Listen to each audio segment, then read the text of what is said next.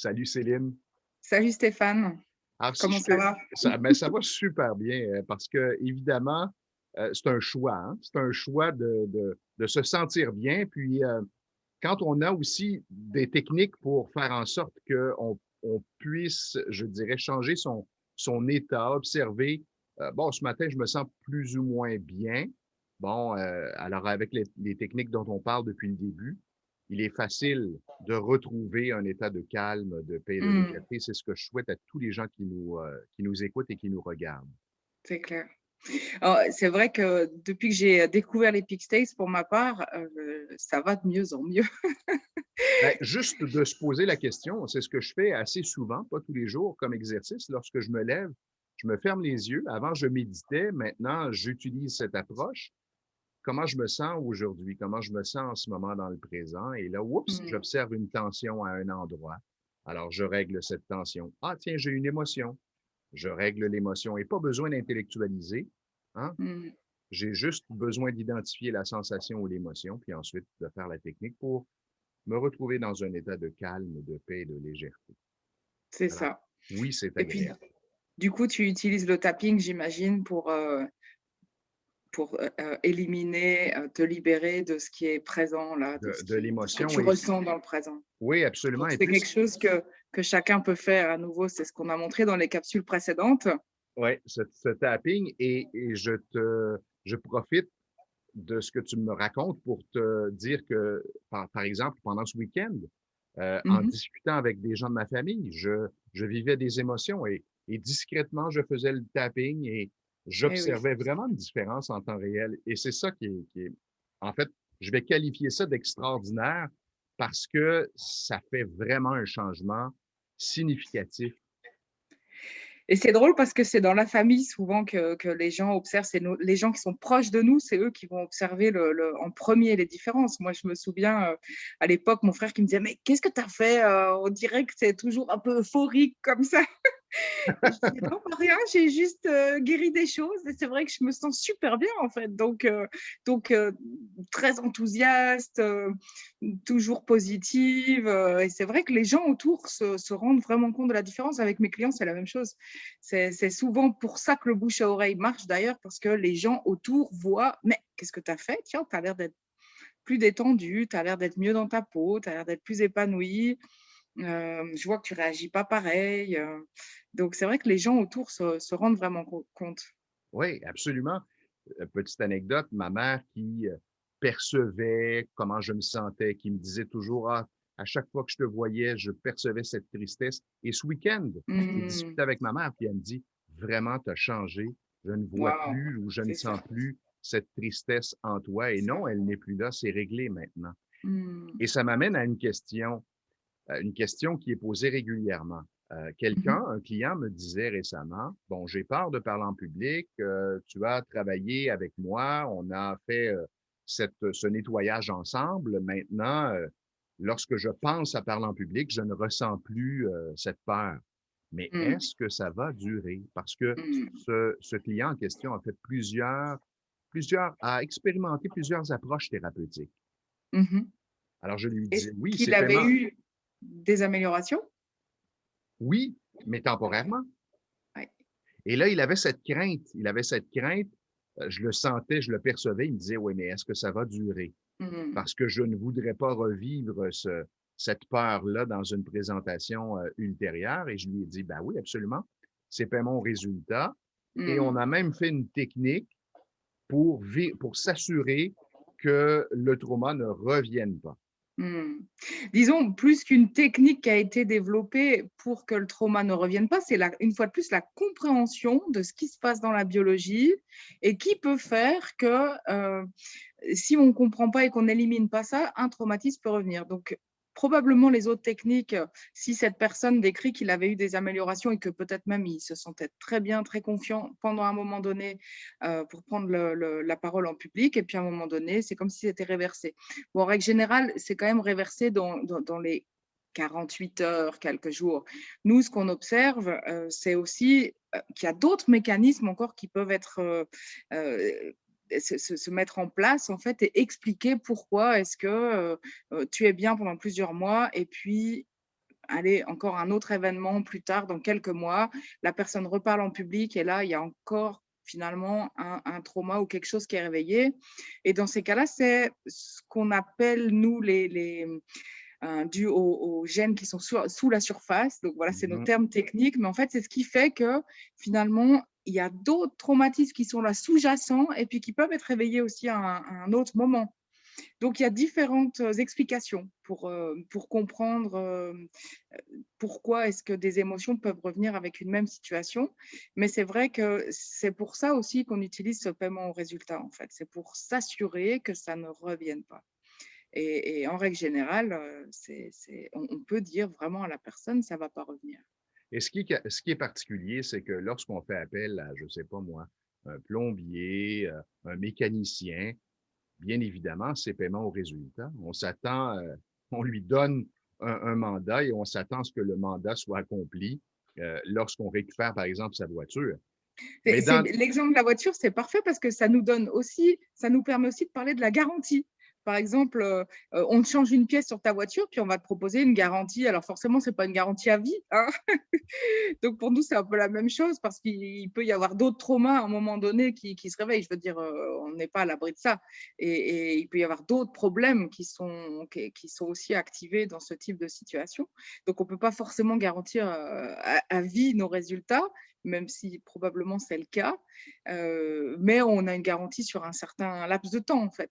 Donc ça, on peut faire le parallèle aussi avec ce qu'on fait. Ouais. exactement. Donc, ça fait partie de la normalité que de payer parce que la personne a fait son travail.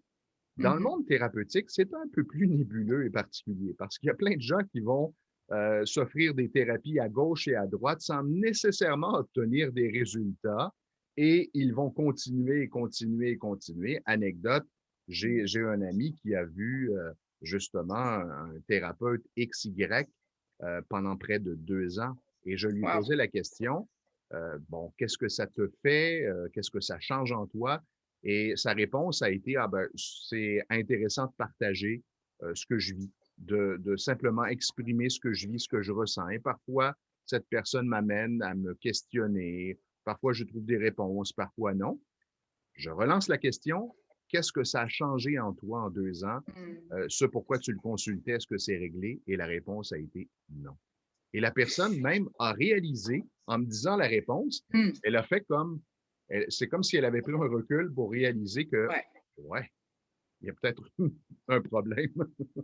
Bah, pour moi, les deux approches sont quand même complémentaires. C'est-à-dire que le travail psychothérapeutique va aider la personne justement. Alors déjà, toute cette dimension de la communication, du lien.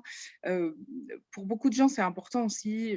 Ils n'ont pas l'occasion de partager ça avec leurs amis. Au contraire, ça permet un petit peu de euh, D'exprimer, libérer. d'évacuer C'est ça, et de verbalement. ne pas donner ce fardeau forcément à ton partenaire, à tes amis. Alors voilà, c'est quelqu'un qui est là pour ça, pour écouter un petit peu nos doléances, nos soucis, nos états d'âme. Donc, il est là pour ça. Et quelqu'un Et qui est puis, neutre. c'est ça aussi. Et puis et puis on n'est pas, il y a pas de jugement, il y a cet espace vraiment d'ouverture, on n'attend pas forcément de solution, et ça permet déjà de prendre conscience de qu'est-ce qui se joue à l'intérieur. Et je dis souvent que c'est quand même une étape qui est importante, parce que dans notre paiement au résultat, une fois de plus, si la personne vient et ça arrive, qu'elle vienne, elle dit voilà, j'ai entendu parler de vous et de vos techniques, j'ai envie de changer quelque chose dans ma vie, ça va pas, mais je sais pas quoi. Et là, dans ces cas-là, c'est vrai qu'on fait un travail en amont pour essayer de déterminer ce sur quoi la personne veut travailler. Et c'est pour ça qu'aussi la psychothérapie et ce qu'on fait nous est complémentaire parce que la psychothérapie peut permettre de faire ce travail en amont de manière beaucoup plus détaillée, beaucoup plus fournie, même si pour nous, dans nos techniques, il n'y a pas besoin d'aller comprendre le pourquoi du comment, notre éducation, ce qui s'est passé avec nos parents quand on était petits, etc., etc. Et, On va aller directement avec un problème et tirer le fil pour trouver la solution et le oui, remède, entre guillemets. c'est vraiment intéressant ce que tu abordes. C'était pas prévu. Il faut savoir que Céline et moi, on se parle à peine quelques minutes avant de lancer nos capsules et on se fait confiance. Euh, donc, ce que tu racontes m'amène à ceci. Rappelez que l'approche Peak States, ce n'est pas de la psychothérapie. Non. Deux, ce que tu mentionnais, je l'ai vécu avec un client qui voyait justement une psychologue et qui, Mmh. elle, identifiait C'est ça, avec lui des trucs spécifiques, c'est comme ça. par exemple un stress dans telle situation de prise de Mmh. parole. Et nous, lui et moi, on travaillait à libérer ce stress et ensuite il continuait le travail. C'était vraiment Exact. intéressant de travailler en complémentarité. Moi, je trouve que c'est vraiment super. Bon, moi, je travaille aujourd'hui dans un cabinet avec des psychiatres et des psychologues et puis ça nous arrive, comme ça d'avoir des échanges où qu'une personne soit suivie en effet en parallèle par un psychiatre ou un psychologue et par moi-même et ça leur permet en effet de faire cette prise de conscience sur leurs émotions parce que des fois, enfin pour la plupart d'entre nous, on n'est pas familiarisés avec ces émotions. On a du mal à mettre des mots, on a du mal à les identifier, et puis il y a toutes les croyances aussi. Donc là, ça c'est quelque chose qui peut mettre beaucoup de temps à détrousser ses croyances. Et ce que j'ai observé, parce que j'ai aussi beaucoup de clients qui sont des psychiatres ou des psychologues, et puis qui se connaissent très bien, qui connaissent très bien leur fonctionnement et qui pour autant n'ont pas jusque-là eu des outils qui leur ont permis de changer une croyance. Alors, dans ces cas-là, souvent, on va utiliser un peu la volonté, on essaye de, jour après jour, de se dire, ah oui, j'ai cette croyance, alors je ne dois pas agir comme ça, je dois agir comme ça. Puis on met en place des comportements différents. Mais on doit sans arrêt mettre la volonté au premier plan.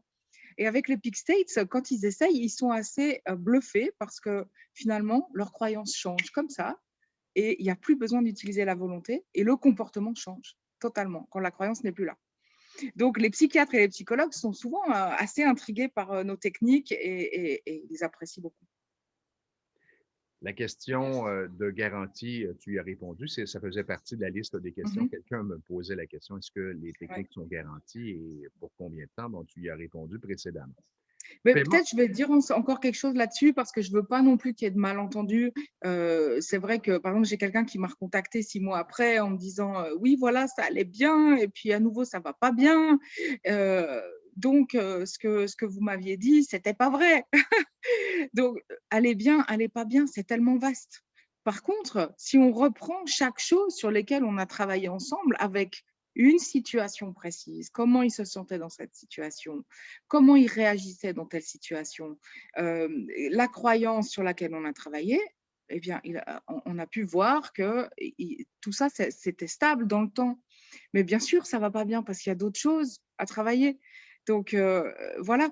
Dans le paiement au résultat, ce que j'ai envie de mentionner aussi, c'est que, bah, la personne vient donc avec, je ne sais pas, ça peut être une situation, ça peut être, voilà, il y a eu une rupture et puis, la personne n'est pas bien avec cette rupture et puis il y a des choses qui se sont rejouées, qui lui ont rappelé des ruptures anciennes et cetera. Mais ça peut être quelque chose de plus général, mes relations se passent comme ci ou comme ça. Alors, on peut travailler sur une situation, c'est là où on fait un paiement au résultat. Mais si on veut vraiment aborder la problématique de la relation avec un partenaire, il y aura probablement plusieurs contrats à faire. Parce qu'il y a comment on s'est senti dans cette rupture, il y a comment on se sent avec un partenaire qui serait notre égal, par exemple. Est-ce qu'on a l'impression qu'on mérite ce type de relation? Il y a les types de partenaires qu'on a attirés. Il y a... Donc tout ça, c'est des contrats différents en fait qu'on peut faire. Donc c'est vrai que voilà, on est flexible, on discute ensemble de quel est vraiment l'objectif de la personne. Ça peut être plus spécifique, ça peut être sur du plus long terme. Et puis, voilà. mais ce que tu viens de dire, je pense, très, très clair. La problématique de la peur de parler en public avec laquelle je travaille, ben, souvent, les gens arrivent avec cette phrase, j'ai peur de parler en public, OK. On doit préciser, bon, C'est ça. à quel moment tu ressens cette peur. Et parfois, c'est une croyance, c'est l'anticipation. Parfois, c'est pendant la présentation et on s'assure, selon le cas, de faire une entente à plusieurs volets, à savoir, bon, oui, on va régler cette problématique ensemble ou on va régler une partie de la problématique, la partie la plus trouble dans ta vie à toi. Alors, c'est du cas par cas, mais on établit une entente claire avec une problématique, un événement déclencheur. C'est On ça. mesure aussi l'intensité du mal-être et on amène le client à nettoyer jusqu'à atteindre parfois ses zéros, donc un état de calme, de paix, de légèreté, Parfois, c'est 2 sur 10 parce que la personne n'en veut pas plus. Moi, 2 sur 10, actuellement, c'est 10. Si on atteint 2 dans le ressenti, je suis très, très content et pour moi, ça répond à mes besoins. Mmh. Pour aller même encore un peu plus loin sur l'exemple que tu donnes de parler en public, parce que la première fois que j'ai rencontré, celle qui, a été par la suite ma formatrice, l'idée c'était, bon voilà, alors choisis une thématique, qu'est-ce qui changerait vraiment les choses dans ta vie? Et j'avais dit: «Ce serait de pouvoir parler en public». OK, alors si tu étais capable de parler en public sans avoir de réaction de stress et cetera, en étant à l'aise et en ayant les idées claires, parce que mon souci, c'était les symptômes physiques, mais c'était aussi qu'à un moment donné, j'avais l'impression que je perdais complètement, ce que j'avais à dire, quoi. Je perdais le fil. Donc, je lui disais: «Bon alors», enfin, elle me pose la question: «Combien est-ce que tu évalues ça? Quelle valeur financière tu donnes à ça?» Et ça, c'est souvent la question que je pose à mes clients. Quelle est la valeur financière dans l'absolu, si vous avez une baguette magique, que vous avez plus aucun problème et que vous parlez de manière fluide, devant un public, que ce soit 10 personnes, 1000 personnes et que ce soit, monsieur, madame lambda ou des gens extrêmement haut placés, je ne sais pas, qui t'impressionnent et cetera. Alors là, bon, bah, moi, ma réponse c'était, bah, je sais pas, 10 000 francs, je suis capable ça vaut même plus, parce que ça, je pense que ma vie serait totalement différente dans ces cas-là. OK, donc 10 000 francs. Maintenant, si on a tel résultat, enfin, quel est le budget qu'on peut donner? Bon, bah, le budget que je pouvais donner à ce moment-là, c'était 600 francs, francs suisses, hein, donc c'est à peu près comme les euros pour, D'accord. donc 550 €, quelque chose comme ça. Je disais: «Voilà, là, le budget, par contre, moi, je ne peux pas mettre au-delà de ça. Donc OK, pour 550 €, est-ce que tu serais contente, que l'on passe de, par exemple, des symptômes qui étaient à 9 sur 10 en termes de stress, les mains moites, la gorge nouée, la peur au ventre et cetera, donc de passer de 9 à 4 ou 5». Donc c'était un petit peu ça l'idée. Du coup, on fixe un objectif qui semble un peu plus atteignable en fonction du budget qu'on peut allouer. Exactement. Donc voilà. Et une fois que c'est atteint, ben, il y a 2 rencontres de suivi, c'est ce qu'on appelle la règle de 3, pour Mmh s'assurer que ça se maintient.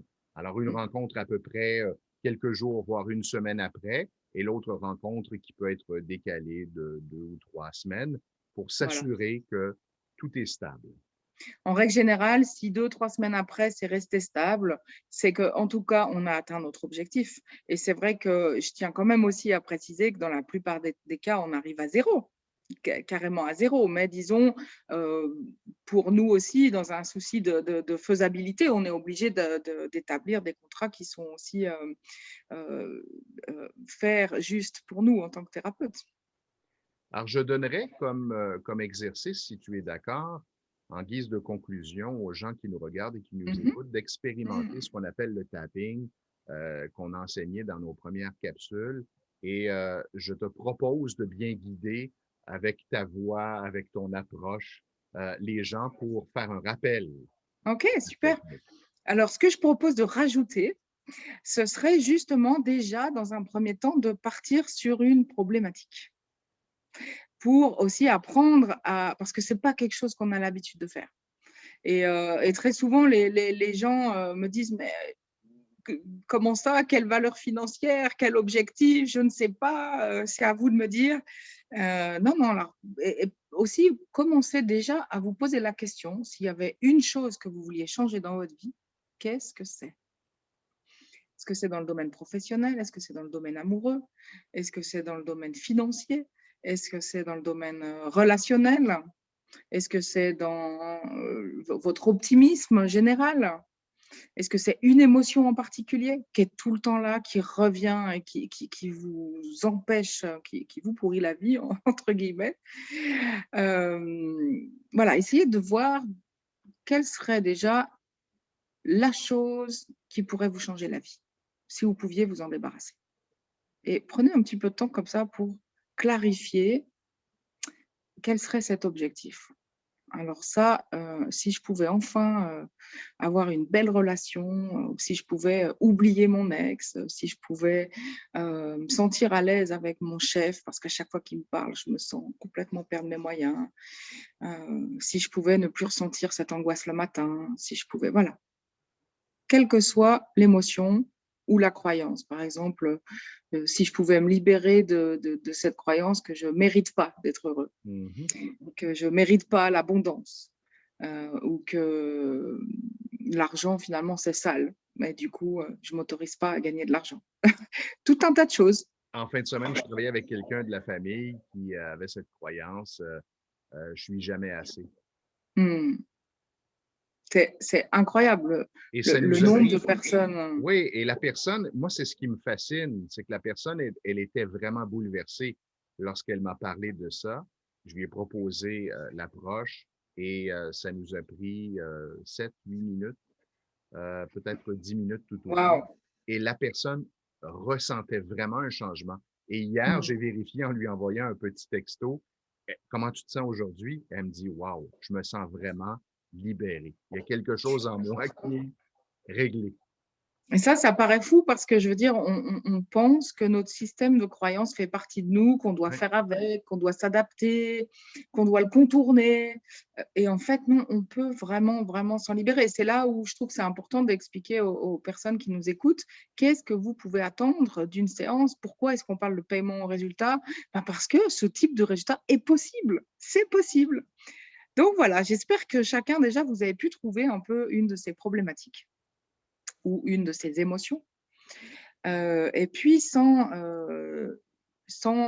faire quelque chose de compliqué, ce que je vous propose, c'est de vous mettre dans la situation dans laquelle vous avez ressenti cette émotion ou un moment dans lequel vous avez cette croyance, ou de vous mettre, voilà, dans un souvenir ou ça peut être dans le moment présent, si vous avez une émotion dans le moment présent, mais ça peut être aussi quelque chose qui s'est passé hier, il y a une semaine ou même, il y a un peu plus. Et puis de repenser à ce moment déjà. Et puis d'observer ce qui se passe dans votre corps. Alors là, ce qui est important, c'est de vérifier que vous êtes dans votre corps. Si c'est une situation qui s'est produite il y a quelque temps, vérifiez, est-ce que vous voyez comme une image de vous ou est-ce que vous êtes capable de revivre cette situation comme si vous étiez en réunion avec ce partenaire ou dans la situation en tout cas avec laquelle vous voulez travailler. Et si vous voyez comme une photo de l'extérieur, je vous invite à essayer d'entrer dans votre corps, comme si vous reviviez la scène de la même manière que vous l'avez vécue dans ce moment, en étant dans votre corps, comme si vous voyiez tout ce qu'il y a autour de vous depuis vos yeux. Et ça, c'est déjà une phase très importante de pouvoir refusionner avec soi-même dans le moment, se réassocier au Et j'ajoute, souvenir. et j'ajoute accepter, même si c'est désagréable et douloureux, acceptez-le, puisque ce sera temporaire avec la technique qu'on vous propose, vous allez Mhm. libérer tout ça. Et très souvent, en effet, quand on a cette image en dehors du corps, pour nous, c'est quelque chose de très clair qu'il y a un traumatisme. Donc forcément, quand vous allez entrer dans votre corps, il y aura une émotion ou des émotions et une sensation ou des sensations physiques et peut-être même une phrase, qu'est-ce qu'on appelle la phrase du traumatisme. Mm. Donc restez avec ces symptômes physiques, émotionnels et cette phrase et restez juste là, dans ce moment. Accueillez tout ce que vous ressentez et donnez-vous de l'amour avec tout ce qui est là, sans essayer de rien changer.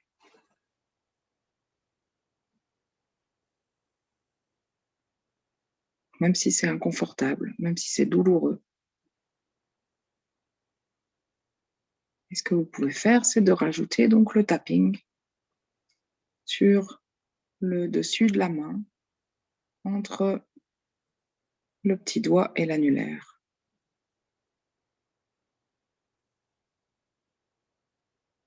Parfois, c'est encore plus facile si vous mettez votre main sur votre poitrine, sur votre thorax, pour vraiment sentir et rester dans votre corps dans ce moment.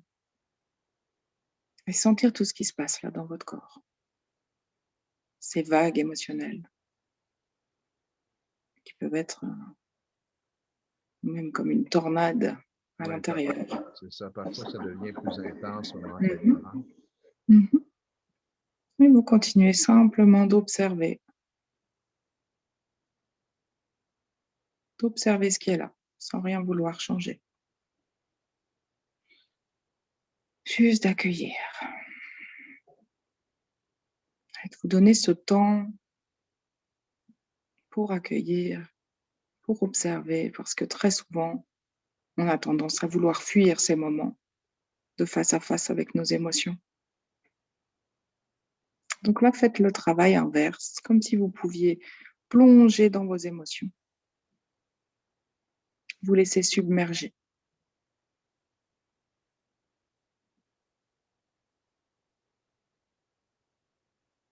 Ça y est, pour ma part, Ok, c'est réglé. ok. Donc jusqu'à un moment où vous allez sentir qu'en effet, l'émotion diminue, la sensation physique commence à s'estomper. Ah, ça devient un peu plus gérable. Et même quand c'est plus gérable, vous continuez de faire le tapping et vous restez toujours à l'intérieur.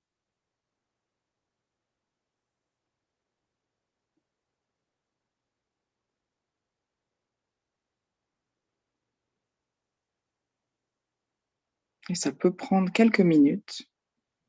Ça peut être parfois plus rapide. Mais ce qui est vraiment important, c'est quand vous commencez un travail comme ça, de vous donner vraiment le temps jusqu'à ce que tout soit calme dans votre tête, paisible dans votre cœur, léger dans votre corps. Et parfois, on aurait aussi un peu tendance à s'arrêter un peu trop tôt, Mm. avant que tout soit complètement libéré et résolu. Oui, parce qu'aussitôt qu'on se sent justement libéré, Mhm. c'est comme on a parfois le goût d'arrêter tout de suite, mais vous Mhm. continuez encore un peu. Exact. Donc, en tout cas, une trentaine de secondes après, c'est bien de continuer encore ce tapping, continuer d'observer. Tout est calme, paisible, léger, et que ça le reste. Que ça fait du bien. Hmm. Et c'est tellement simple. Oui, exactement. Pourquoi s'en priver? Donc voilà, j'espère que vous aurez eu assez de temps, mais si ce n'est pas le cas, ben, rien ne vous empêche de prendre un peu plus de temps à la suite de cette vidéo pour terminer et pour continuer d'accueillir tout ce qui est là. Peut-être j'aurais un conseil aussi, c'est que parfois, surtout pour des personnes qui auraient plein de choses, plein d'émotions, plein de traumas, on a un petit peu tendance à sauter de l'un à l'autre. Donc là, je vous conseillerais aussi de vérifier quand vous partez sur une situation comme ça, de vérifier, peut-être même de les noter. Tiens, quelle émotion, quelle sensation physique je ressens et de combien je les note de 0 à 10, à combien est-ce qu'ils sont. Et puis, rester juste sur ces symptômes et juste sur cette émotion. S'il y a d'autres choses qui viennent, ok, j'observe que c'est là, mais sans vous focaliser là-dessus, sans vous dire, tiens, alors il y a un autre trauma. Non, non, non. Essayez vraiment de rester focalisé sur les symptômes avec lesquels vous avez démarré. Et déjà, c'est pas mal. Je vous Et suggère de travailler sur quelque chose qui est pas trop impactant dans votre vie, parce que si vous le faites seul, sans être accompagné, il peut y avoir parfois des débordements émotifs où on peut passer vraiment à une situation qui est intense. L'approche Mhm, proposée ce matin est une approche pour des émotions. Il y a d'autres approches, il y a plusieurs techniques selon la mhm. problématique que vous avez, selon les sensations, selon les émotions, selon là où ça se passe, comment ça se passe. Ben, le thérapeute sera à même le thérapeute Peak State, de vous guider à travers tout ça. Alors bien sûr, là, on vous donne en effet des petits outils rapides, mais bien sûr, on est à votre disposition si vous avez envie, besoin de faire un travail accompagné. Et c'est aussi ce que je suggère, en fait, déjà pour avoir une première expérience, des résultats que vous pouvez avoir. Et on peut aussi vous donner d'autres petites astuces et d'autres manières de faire pour que vous puissiez continuer le travail tout seul. C'est vrai que nous, notre but en tant que thérapeute Peak States, c'est pas de rendre les gens dépendants, mais au contraire, de les rendre indépendants, de leur donner des outils pour qu'ils aillent le mieux possible, le plus vite possible. Et c'est aussi pour ça qu'on utilise le paiement au résultat, parce que d'un point de vue éthique, c'est extrêmement important. C'est-à-dire que nous, en tant que thérapeute, on doit être le plus efficace possible. On doit vous amener la réponse la plus adaptée à votre cas. Et puis, si à un moment donné, c'est un cas qu'on ne peut pas traiter parce qu'il reste encore des choses qu'on ne sait pas faire, qu'on ne peut pas faire, alors ça nous oblige en fait aussi à mettre fin et puis à dire, ben voilà, là, peut-être c'est une autre technique que vous devrez utiliser. Donc, ça nous oblige à une grande, grande éthique personnelle et professionnelle. Alors, je vous invite à consulter le site de Céline que vous apercevez dans ce message pour travailler différentes problématiques. Et de mon côté, étant coach en communication, moi, je travaille les problématiques reliées à la communication, donc peur de parler en public, problématiques d'affirmation de soi ou des trucs du genre. Alors, ça va Mhm. nous faire plaisir de vous accompagner, de vous guider. Céline, la semaine prochaine, que dirais-tu qu'on aborde ce qui peut sembler complexe, mais qui est vraiment fascinant, soit le cerveau triunique? Ah ah, nos différents cerveaux, nos différentes parties de conscience ou subconscient, Alors, avec plaisir. ce sera notre thème de la prochaine capsule. D'ici là, Excellent, je me porte-toi bien. réjouis. Toi aussi, bonne Merci. semaine Stéphane. Bye.